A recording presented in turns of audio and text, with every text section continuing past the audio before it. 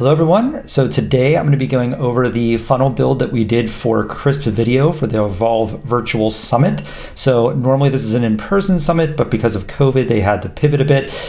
So this was basically dedicated to entrepreneurs to get them to buy tickets to an exclusive event. So all of this is built inside of the Lead Stacker software. And you can see we built the landing page and we built all this out from scratch based upon feedback that we got from the client. And then we have a bunch of sales and automations that I'm going to get into here. But this event did millions of dollars in sales. We had very big name speakers like Seth Godin, Sarah Williams, and a bunch of big names in here.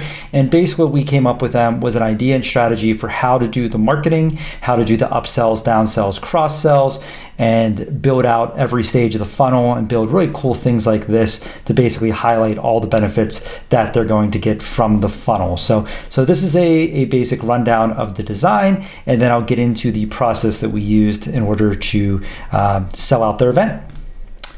So this is what we typically do when we're working with a client. We try to understand their needs. There's a lot of boilerplate stuff here that I'm not going to go over just for sake of time for this video. But one of the first things we do is we come up with the general strategy. So we're doing what we call a compression plan to really understand what the client needs. We're trying to eliminate bottlenecks, find out what we need to do, what resources you have, what your goals are, and then we jump in and create a report like this for you. So typically I'm doing this personally, but it really depends. So first thing we do is we analyze the tech stack of what a client uses. We're typically able to reduce the tech stack cost quite dramatically. I think a lot of funnel builders and sales automation guys get stuck with trying to just buy more and more software, thinking it's going to help them create a better funnel. In most cases, that's the complete opposite. It makes things more complicated and much more expensive. So their cost, I believe, was $3,500. I'm not sure what these were here. I think they were probably variables, but I know we brought that cost down under $1,000. So we were saving them $2,000 a month right off the bat minimum. Then we came up with what are we going to be doing? And this client wanted to do something a bit more funny. They wanted to get the thumbs to stop scrolling in the feeds. So they wanted more memes. So we had our creative team come up with different ideas for them to give them idea. And they really liked these ideas of essentially, making it a little bit more funny, getting people to read the content and the post. Then we did a website audit of their original website to basically take a look of what they're doing now, what are their different strategies, what are their calls to actions, and then all this other stuff like what do they build on and page load speeds, what is their current sitemap and roadmap structure. And this may seem unnecessary, but it gives us an idea of what their current process is and how we can make it better. So then we also do competitor audits, and the main reason we do these competitor audits is to see what strategies their competitors are using to generate sales or conversions or lead magnets or tripwires. And it really gives us like you can see here, they have this floating bar here about learn more at the next event. So we kind of pull away if we find anything from the competitors that they're doing that we can maybe pull over into the current client. So I'm just going to scroll down because we do a lot of those.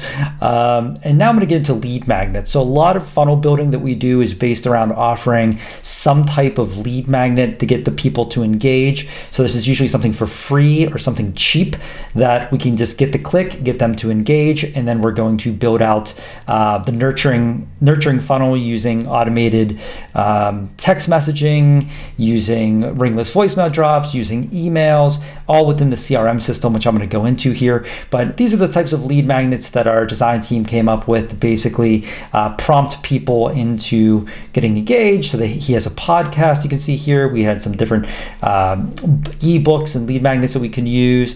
And we also have a book that he had. So I think we did a free book plus shipping offer on this one. We also did some tickets to the actual event to get people excited. And then we did some mock-ups of different pages to see what kind of styles that they liked for the different lead magnets. So these are all just different designs and strategies we came up with here.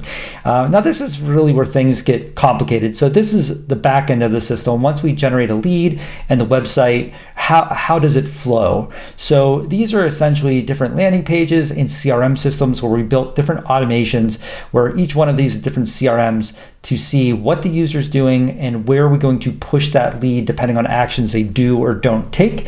And this is, I would say, some of the more what people pay us to do is kind of thinking in 4D, because you have the CRMs, you have emails, you have ring this voicemail drops, you have different tags that are happening and not happening, which I'm going to show you how we do that.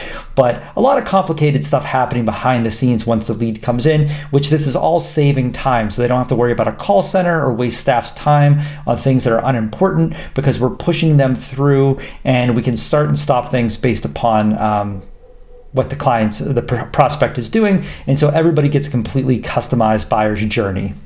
So now the front end funnel build out is something like this. So we're testing different strategies and different ideas, and these are all pretty easy front end pages. We just did a lot of different strategies for them. They have a lot of different traffic sources coming in that they wanted to test. So we basically mapped out for the team how we're going to do the upsells, downsells, thank you pages, and do the upfront funnel builds. So this is before they become a lead, and then this is after they become a lead, what happens. You can see a lot of different things happening. And then you have how we're tagging the prospects, which is what allows us to do the more complicated things. So we have, what is the tag, when's the tag applied, when's the tag removed, and when do we update the tag based upon the actions that the user goes through. And you can see we have top of the funnel tags here, like for the lead magnets and the podcast and the videos, newsletters and blogs. So this is all top of the funnel. Then you have middle of the funnel, which is after they download the lead magnet and did they do a qualification call. And we have all these different things happening here automatically. And then bottom of the funnel, where we're trying to get them to convert and actually purchase the ticket and then upsell them into the more VIP packages. We came up with audience persona, who is their ideal client of who they're trying to reach out to here. We came up with different ideas for, they wanted to use LinkedIn because it's pretty easy to reach attorneys on LinkedIn. So we came up with basically general ideas of how we would do automated LinkedIn bots to send messages out to different lawyers. So just, again, these aren't written in stone by any means, but it's our strategy on what we would do here in order to try to get some interest with that strategy that they wanted to see. We decided what are the key performance indicators that we have. So email open rates, how many cash audits are requested, how many clicks on the emails. So just basic things like basic KPIs that we can use outside of just how many sales were generated. We can figure out what exactly is happening along the lines up into that point. So this gives you a pretty good idea of what a general strategy looks like for a client that's throwing a large virtual summit.